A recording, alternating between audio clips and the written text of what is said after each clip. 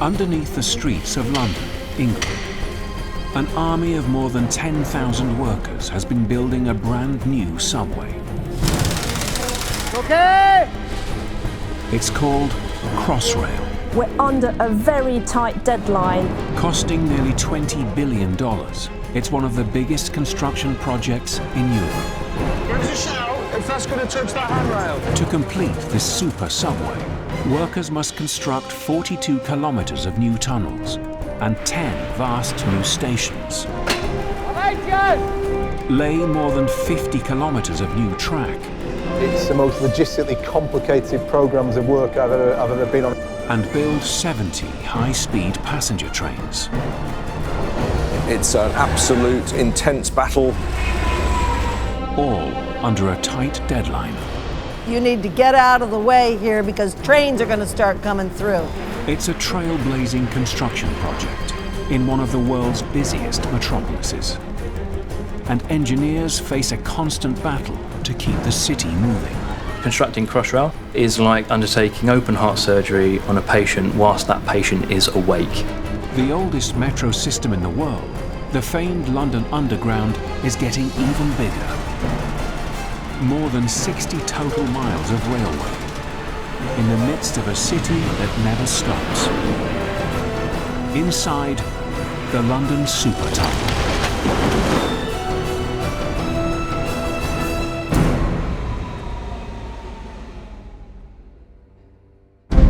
London, England, home to more than 9 million people and rising. The key to keeping everyone moving here is the tube. The London Underground is the world's oldest metro system, a vast subterranean rail network handling around 1 billion journeys every year. It's made up of 11 different railway lines that snake right underneath the city, allowing passengers to travel in practically any direction across the capital. But the system, which first opened in 1863, now struggles to cope with peak demand. So engineers are building a brand new underground railway line to help relieve the strain. It will stretch across the city, from the west to the east. It's called Crossrail. The new railway will run from Reading and Heathrow Airport in the west through a new tunnel under central London, connecting into existing metro stations. It will link shopping and theatre districts in the West End to the new financial district of Canary Wharf and terminate east of the city centre. It must link seamlessly into the rest of the tube. Crossrail is a huge new railway for London, so it's going to be able to carry 200 million passengers a year, 10% increase in capacity at a stroke. Crossrail will help to keep London moving for the next many, many years. The projected cost of the new railway is nearly $20 billion, and work is expected to take 8 years. If the project goes according to plan, Heathrow, Europe's busiest airport, will be just 28 minutes from central London, a journey that currently takes almost an hour on the tube. Preparation work on this endeavour begins in 2009, launched by Boris Johnson, at the time Mayor of London. This is a great day for Britain. 3, 2, 1, go! After 3 years, engineers are ready to start boring the railway's titanic tunnels. Workers used 8 giant earth-eating machines to dig the 42 kilometers of tunnels for the trains to pass through. Excavating 3.4 million tons of earth from under London, the work was fraught with danger. Engineers carved their way beneath fragile historic buildings, close to skyscrapers, and under the River Thames. This phase of the project took 3 years to complete. But digging beneath a bustling metropolis isn't the only challenge in building this railway. Engineers must now begin other complex and daunting phases of the project. They must construct 10 grand stations, design and build a fleet of 70 high-speed passenger trains, lay kilometers of bespoke railway track, and develop the software to control train traffic so that the first passenger services can begin.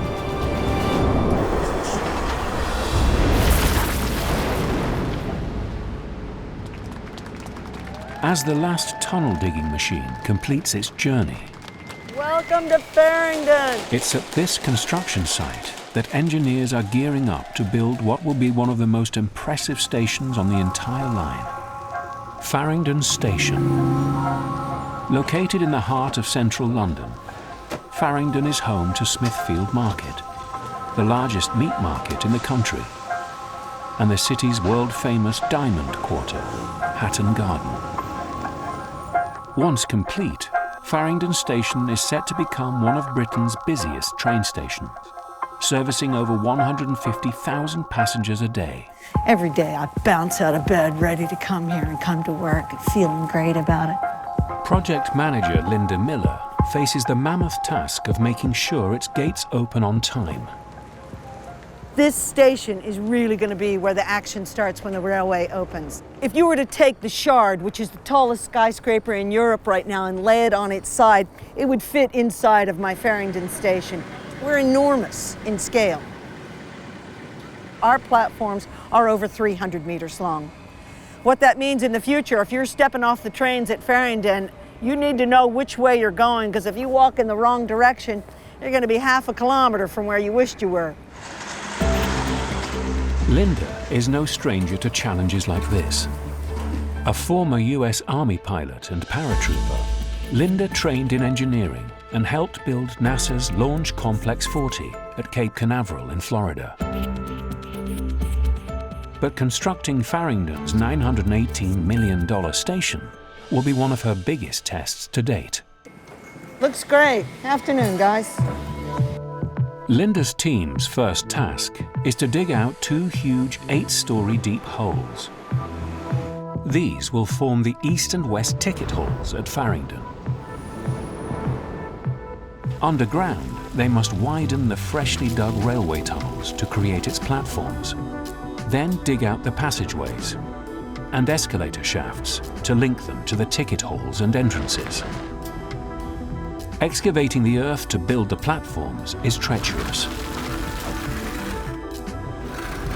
Geological fault lines run through the site, and an ancient river once flowed through here, leaving the earth pitted with unstable pockets of sand and water. The threat of groundwater running through these faults and into the tunnels is great, so they must stay vigilant as they dig through these zones. So this is what we've got. Here's a bird's eye view looking down on the station. We're facing the most dangerous type of soil.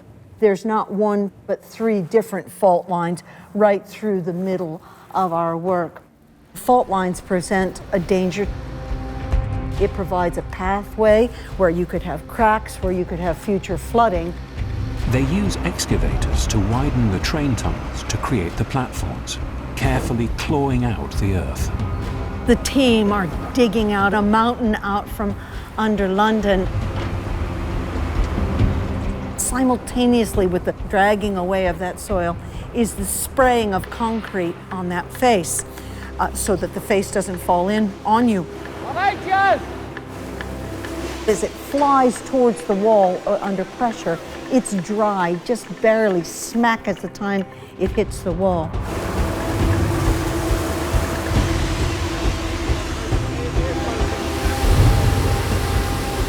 The mining is going well, but we're never complacent. We never say, oh yeah, we're all that good, because that's the day it goes wrong. Once set, they line the platform walls with a plastic membrane to keep them dry.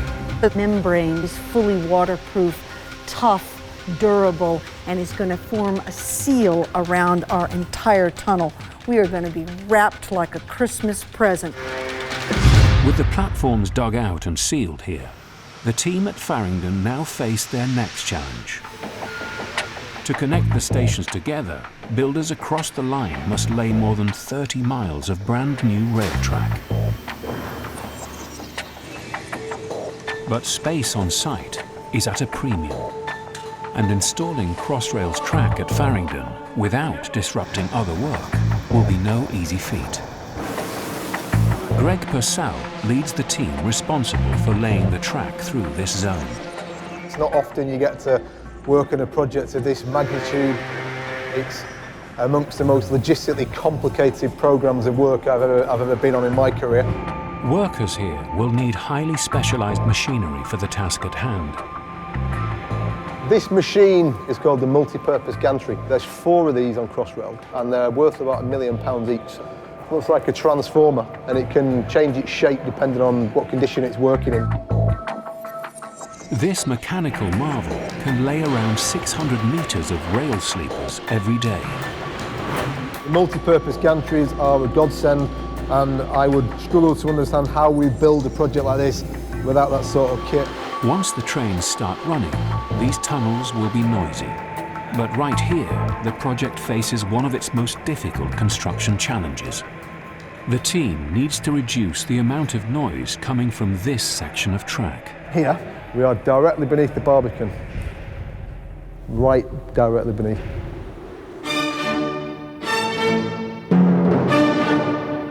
Opened in 1982, the Barbican Centre is an international hub for arts and culture.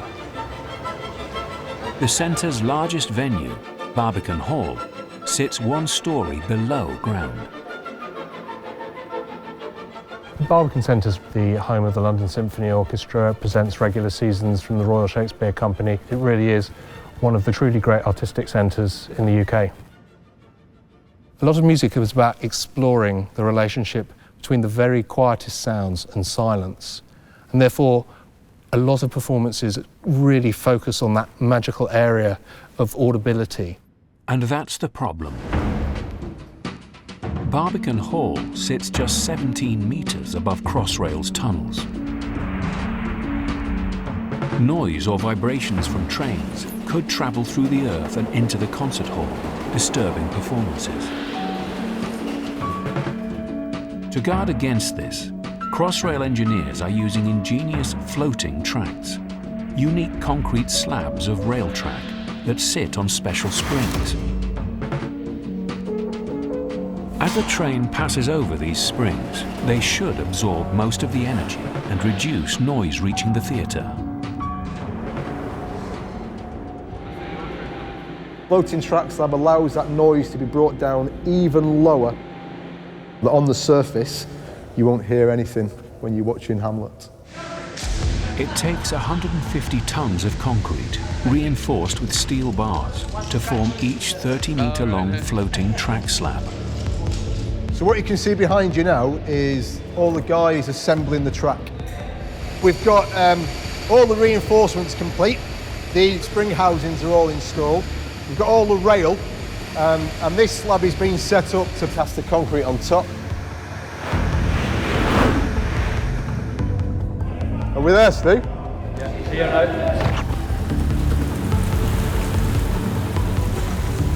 There we go. So that's the liquid gold coming out there.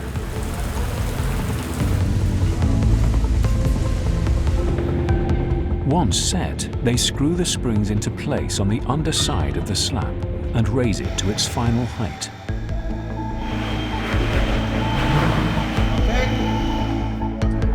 With the slabs now cushioned by the springs, they can set the rails on top. With this crucial section of the railway in place, the team can pick up the pace and lay track throughout the rest of the tunnels.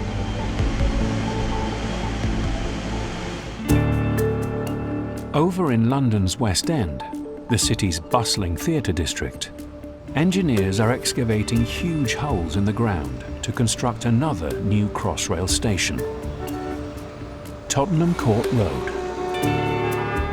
And it's a challenging one, because they're doing it here, in the middle of Oxford Street, the epicentre of shopping in Britain. With 200 million visitors every year, it's one of the busiest shopping streets in Europe, home to the famous Selfridges department store. David Crabtree leads the team of engineers racing to build Tottenham Court Road's massive new ticket halls. Our station is about the size of an aircraft carrier. So if you consider constructing an aircraft carrier in the middle of London, underground, whilst keeping London going with all its myriad of people and vehicle movements all sloshing about, that's what we've got to do at Tottenham Court Road. To build the new station here, David's team excavate 2 huge holes to create the ticket halls, 30 metres deep and 400 metres apart, removing enough earth to fill 14 Olympic swimming pools. The ticket halls will plug directly into the train tunnels below and the existing London Underground tube services. Digging vast holes like these in central London is no simple task. The earth around the edge of the holes is fragile and could fall in, causing the surrounding shops and buildings to collapse.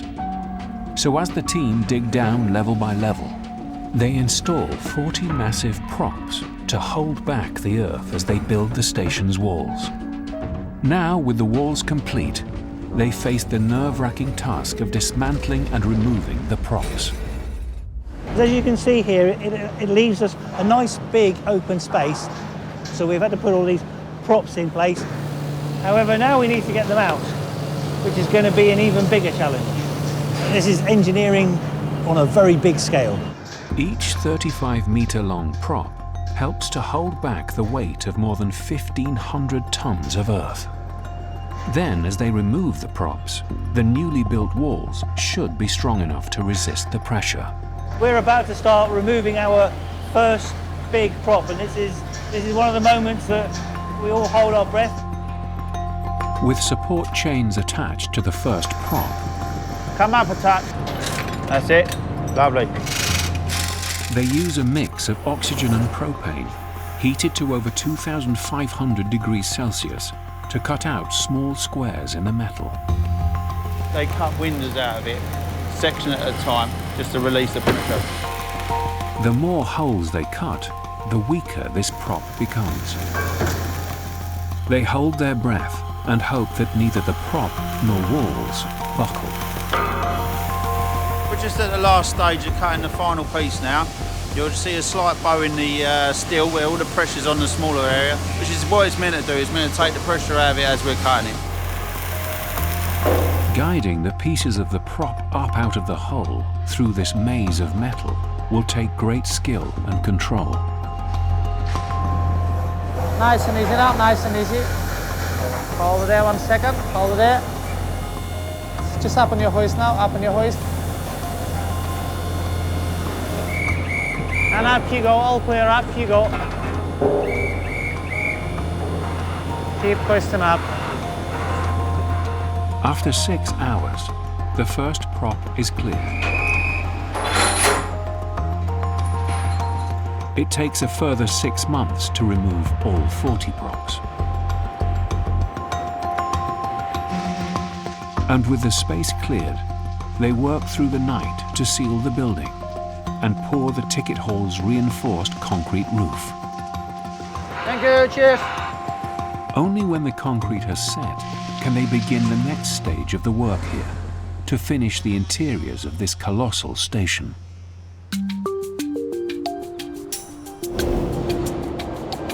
Back in Farringdon, with platforms starting to take shape and rail tracks laid, Linda's team now face a race to complete Farringdon Station's grand entrance hall, which has a vast and intricately designed roof. The building must connect directly into a neighbouring commuter train station. To build its spectacular roof, Linda's team must piece together 105 custom-made reinforced concrete segments. This will be like assembling a giant jigsaw. 42 concrete-coated steel beams will form the diamond-shaped frames. 63 concrete panels will sit inside. Craning these awkward-shaped pieces into position without crashing into the busy train station next door will test the team's ability. Plugging into a live railway station has its whole set of new challenges. This is the last big part of the build, and it's going to be tough. Site manager Andy Scholes is working with Linda on this tricky build. This is our main feature of Farringdon Station. This is what everyone will see over the next 120 years when they enter Farringdon Station. The pressure is on in order to get this right first time. First task, erect a network of steel supports to prop up the heavy ceiling as they lock it together. To get all the pieces of this concrete puzzle in the right place, Andy follows his installation drawings closely. What we have here is the plan of the ceiling itself. Each piece is individually named and numbered, so we know where we're going to lift them to. If we lose the drawing, then we're stuffed, basically. Pinch up nice and easy. The beams that make up the diamond-shaped frames weigh over 8 tons.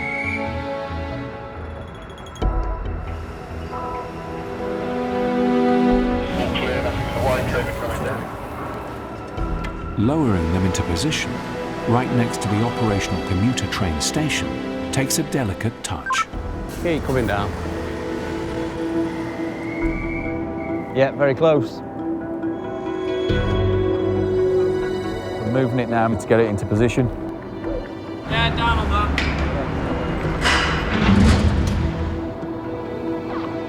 Touchdown. With the ceiling's frame in place, they can now slot in the diamond-shaped panels. Pinch up nice and easy.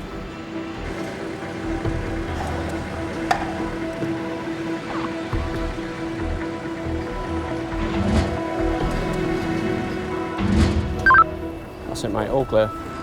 Andy and the team must work fast if the station build is to remain on schedule and avoid causing a cascade of delays.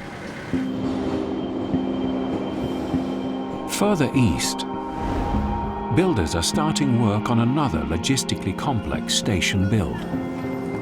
Whitechapel is the historic home of the foundry that cast the Big Ben bell,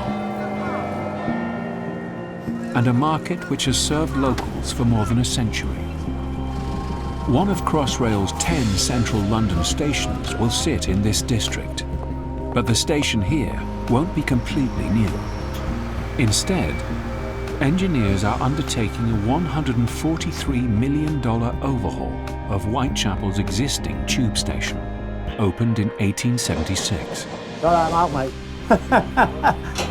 76-year-old Jim Forrest manages the team tasked with building the new station here. I've worked in construction since 1960. I've worked on the Humber Bridge, I worked on 1,000-foot concrete chimneys, nuclear power stations, coal power stations, you name it. But this is the highlight, what I'm doing now. Whitechapel is one of the most confined construction sites along the entire Crossrail line. Market stalls, roads and residential buildings hem the site in. Squeezing a conventional station into such a chaotic space is impossible. So engineers must build the new ticket hall on a unique 180-metre-long bridge that passes right over the site. This station will run north to south, connecting to the Crossrail tunnels, channeling passengers to existing train lines. A skeleton of around 6,500 pieces of steel will form its frame. This will allow the station bridge to sit on the surrounding Victorian structures, giving the impression that it floats above the existing lines. 352 panes of glass will allow light to stream through the structure. A steel and aluminium fireproof roof covers the ticket hall, with greenery to top it off, giving this 19th century station a 21st century makeover. Jim's team start assembling the giant steel jigsaw pieces that will make up Whitechapel's new floating bridge station. Make sure them flanges don't bite into the tarmac. They plan to use a tall crane to swing each piece into position over the existing train tracks here. The line below is closed for today's operation, but must reopen in less than 48 hours, ready for Monday morning's rush hour. Jim needs everything to run like clockwork if he's to avoid travel chaos. This is a difficult operation to carry out because the alignment has got to be precise. One of the largest sections of bridge is now ready to lift. I can hear the tension coming into the slings and shackles now. It takes great skill to carefully steer this 40-ton chunk of steel away from the buildings and down towards the railway tracks.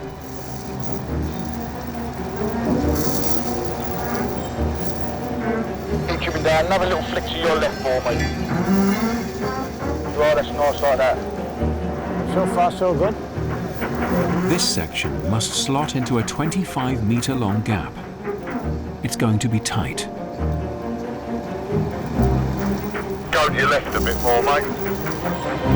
Keep it coming down, that's your way.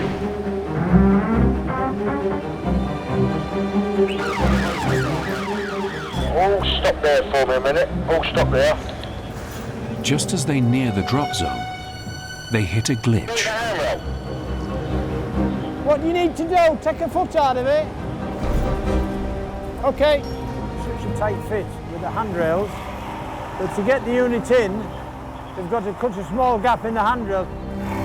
They must act fast. A hold-up here could stop rush hour trains running tomorrow. Right, how's that looking on that handrail now? That looks pretty sweet. Right, are we happy to come down, yeah? I'm ready. You ready, Adam? You all right? You ready? Yeah, start bringing it down slowly then. Give us a shout if that's going to touch that handrail. All right, Dave, inch to go. That's us in.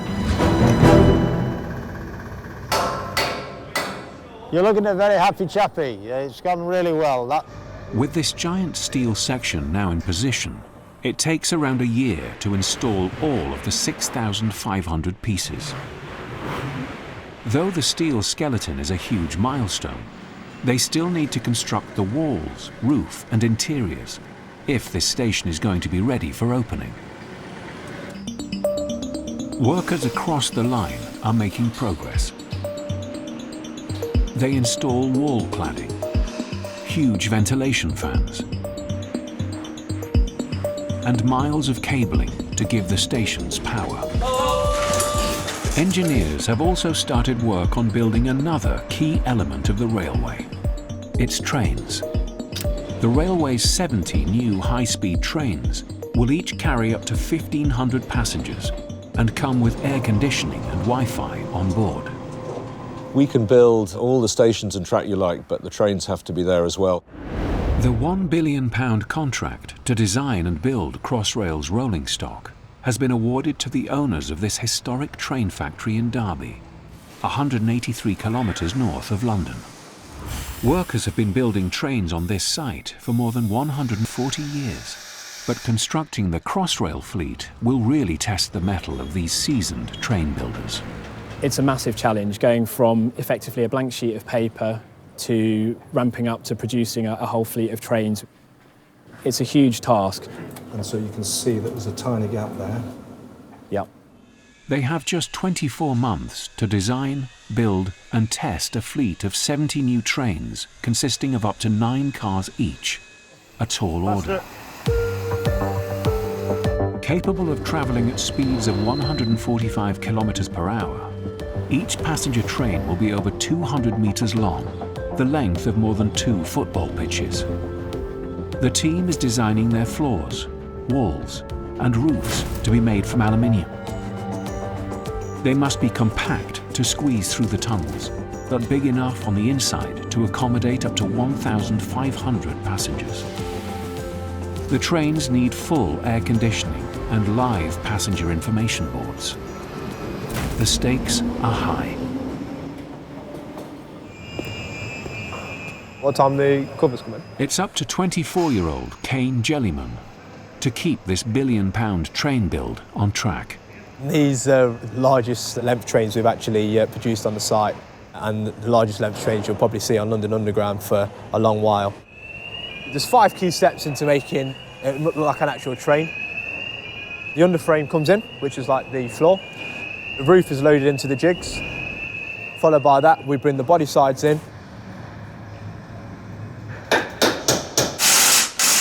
It's called the tubing process because this is where the shape of the vehicle actually comes together and it looks very much like a tube. With the roof, floor and sides of this car in place, it's time to attach the driver's cab. OK, it's on the way. This cab unit weighs over 3 tons and contains more than $325,000 worth of crucial electronics. The electronics control everything from the train's speed to the passenger doors and lighting. A dent could wreck its intricate components and set the train building schedule back. It's just a box behind you there. We don't have excess cabs in stock, so he needs to make sure he doesn't scratch it. Do you want me to help you guide in, Kels? Trying to let him concentrate so he doesn't make any mistakes. Keep coming. Whoa! There's a lot of money being craned there, so God forbid if something did happen. Couple clicks east. Keep going.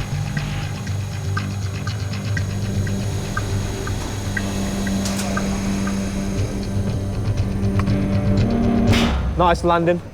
The trains must pass a series of rigorous trials before they can go into operation. From winter weather tests, freezing them to minus 25 degrees, to speed and performance trials. We can't be complacent. This is just a start. We've got over 500 cars left to deliver. So the guys just need to keep working hard and carry on delivering.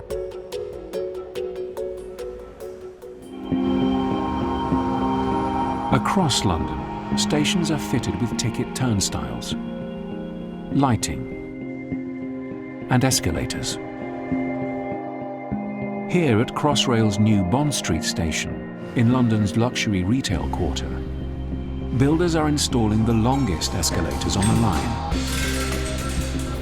Delays in tunnelling and mechanical and electrical work has pushed the station build $715 million over budget and many months behind schedule. As workers here pick up the pace, builders at Tottenham Court Road station have completed work on its concrete roof. You installing some signage, Mark? When's it going in? Project manager Lee Ling Hai now leads the station's interior finishing work.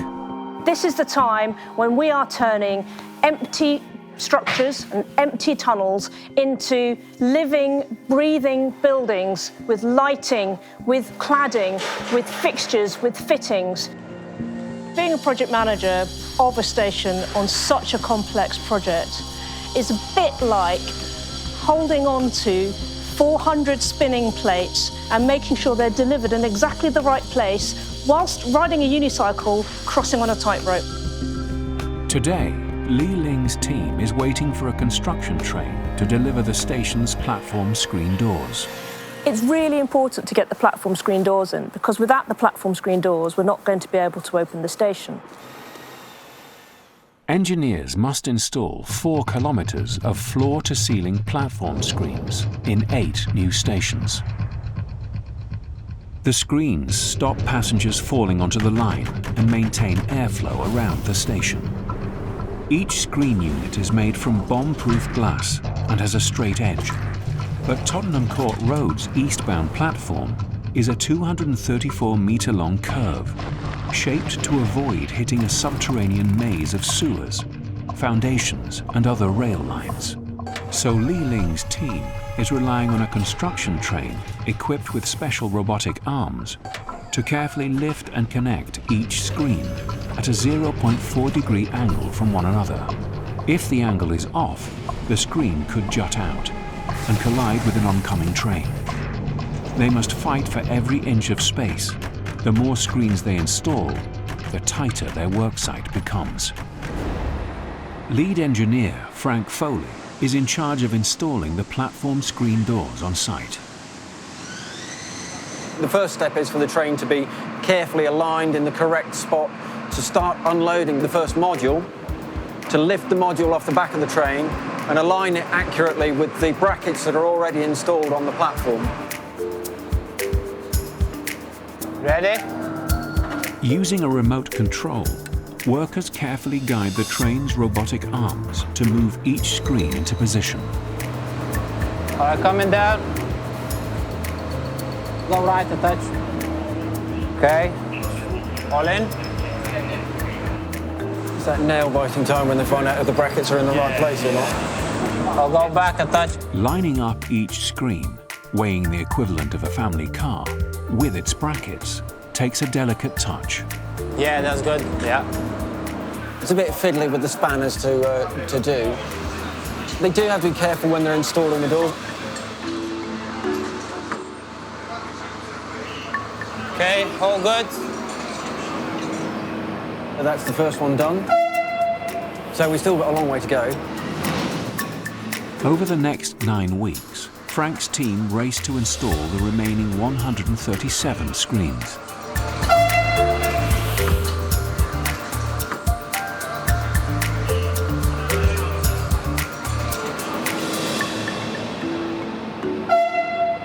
The closer they get to the end of the curved platform, the tighter the space becomes for the crew. Excuse me, watch your back, please. To me. Now, hold on, you have to hold the pressure. Stop for a minute, yeah? Everyone's feeling the pressure. Do not leave it on the wood, right? Because if you break it, we're not going to get any more for wood. See this metal? That's what you need to put on the floor. So you need to turn it so it goes like that and then lift it up, right? Just because I don't want the glass touching the floor. At all. Let's go. All mine. This glass needs to come up this way. Up. How is it? That tower, bring it closer. Tower back now. Bring the tower. That is the very last piece now.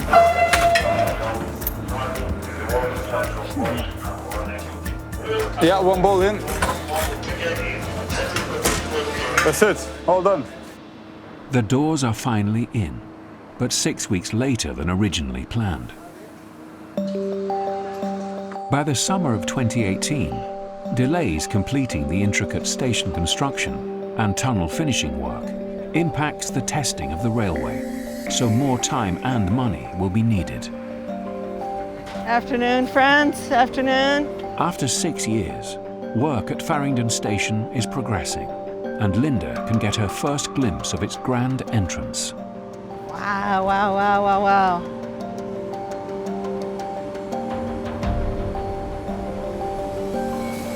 That looks fantastic.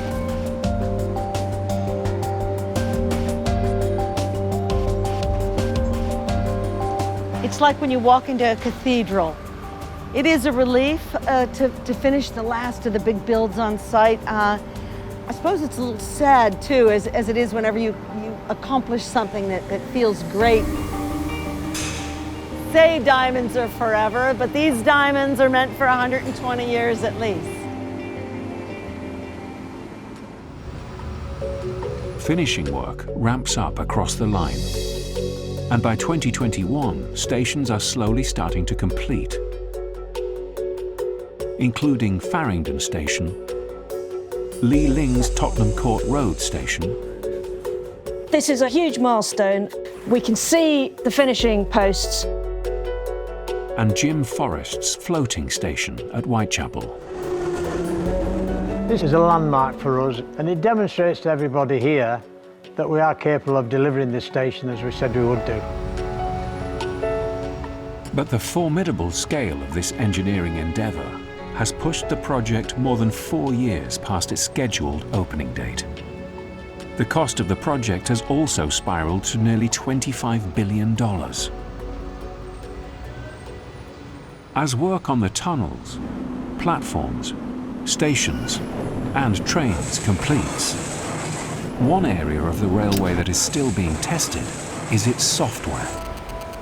Crossrail will be the first fully digital railway in the UK.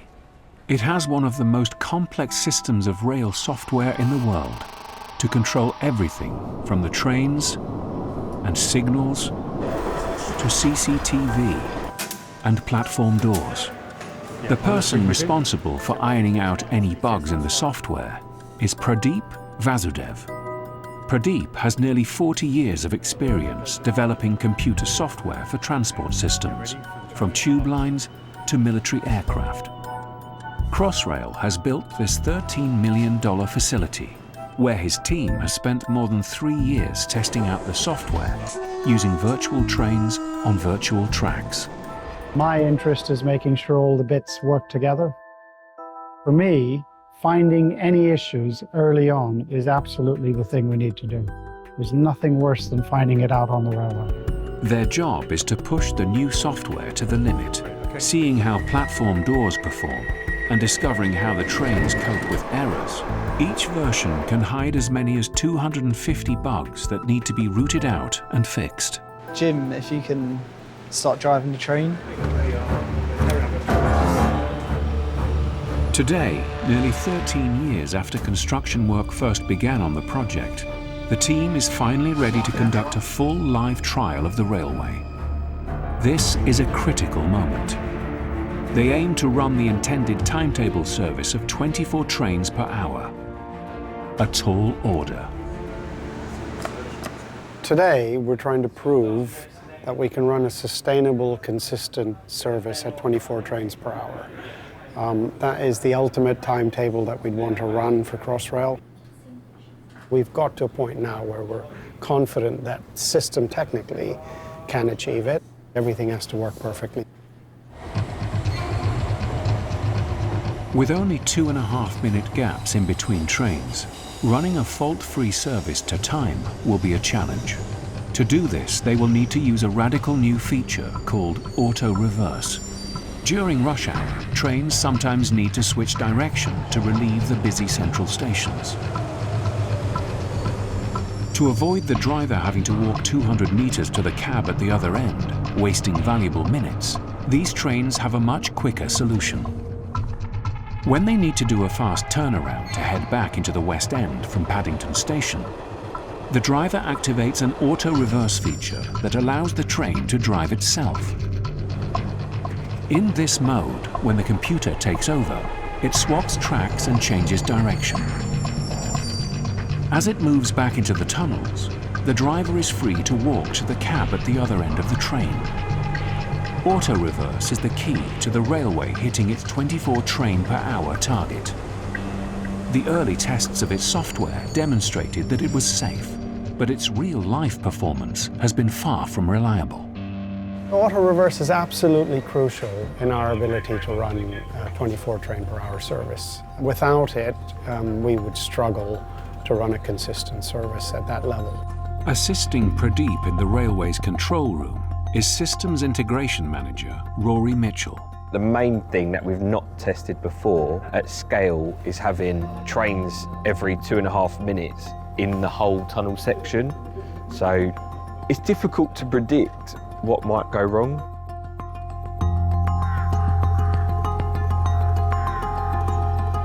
In West London, driver Emma Knowles will be at the controls of one of the trains. Okay. 24 trains per hour. This is a biggie today, but it's going to be fine. It's all going to work. This is the TfL rail service to Paddington. Any software bugs on the trains, tracks, or station platforms during this trial could trigger serious delays across London's commuter network. They're off. We're off. We're moving. The team feed more trains onto the line, all heading towards the new underground stations. On the platform at the new Paddington Station in West London, engineers must make sure that the railway's display boards are providing accurate information. So we've got a train arrived. It wasn't due to arrive here now, so we need to check why that train turned up and isn't being shown on these screens. Clearly, we want it to be right for our passengers when they board the trains.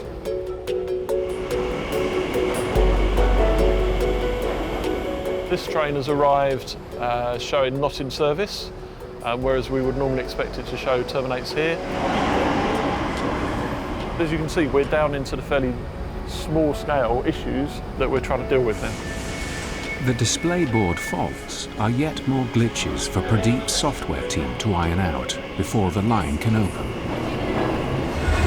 Meanwhile, on the tracks, This is the TfL rail service to Paddington.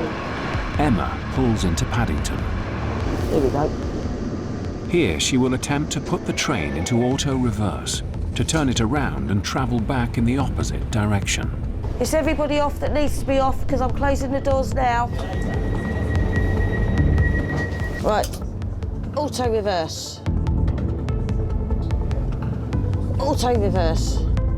With auto reverse activated, Emma's train should now automatically move forward over a kilometre to change tracks, stop, switch direction, and head east back into the tunnels.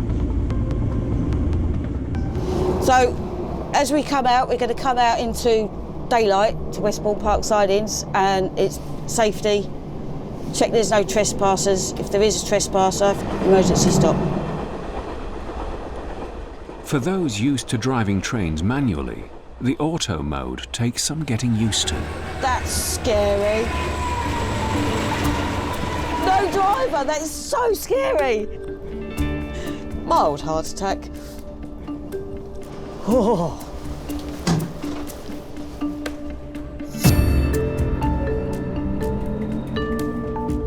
It's a very strange feeling that I'm meant to be driving it. And we're on our way to Stratford. The train is driving itself, modern technology.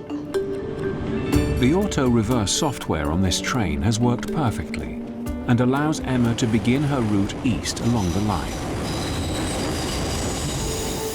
Meanwhile, at Paddington, engineers are still troubleshooting problems. Stratford open now, Paul? Yeah. Yeah. They've noticed that when a train returns from completing an auto-reverse manoeuvre, the platform screen doors aren't opening properly. That didn't work, did it?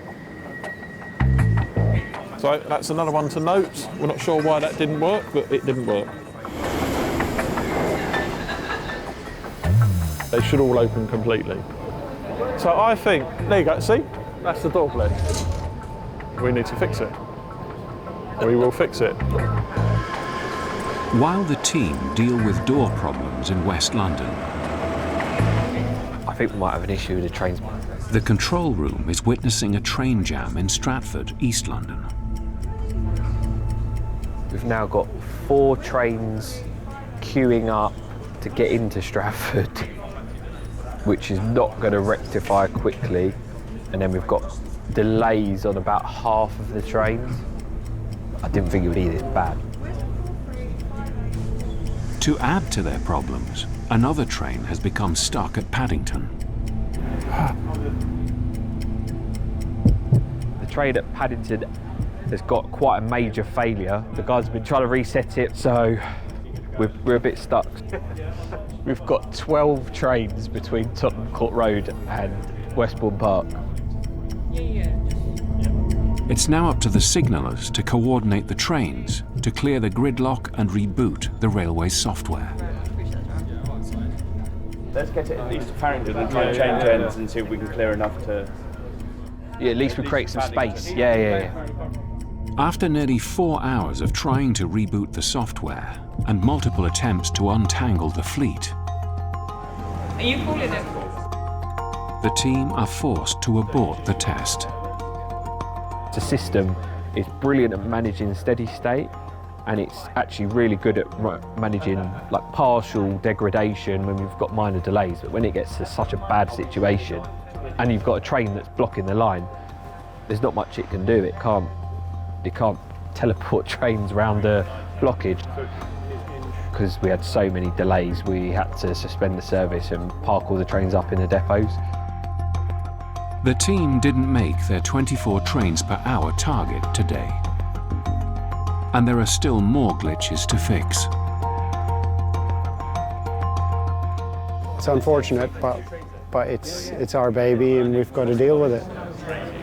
Over the next 4 months, Pradeep's team continue to test and develop the software. By May 2022, a very special visitor arrives to give the finished railway a royal seal of approval, Her Majesty Queen Elizabeth II, in one of her final public appearances. I would like to thank Her Majesty the Queen for gracing us with her presence here today. The new railway is now known as the Elizabeth Line. A week later, crowds gather to be the first to travel on the new Elizabeth Line trains. This is a bit of history in the making, isn't it? This is really a game changer. Over 2 million people used the new line in the first week, helping to take the strain off London's packed tube lines. It's been a real effort. I'm so proud of the whole team that pulled together to make this happen. I think in 100 years' time, people will look back at Crossrail and they will see what courage it took.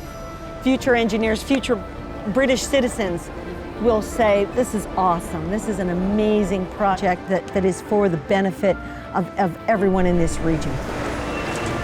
It's taken 13 years, almost $25 billion, and the determination of 75,000 workers to finally complete the largest and one of the most ambitious rail projects in the world.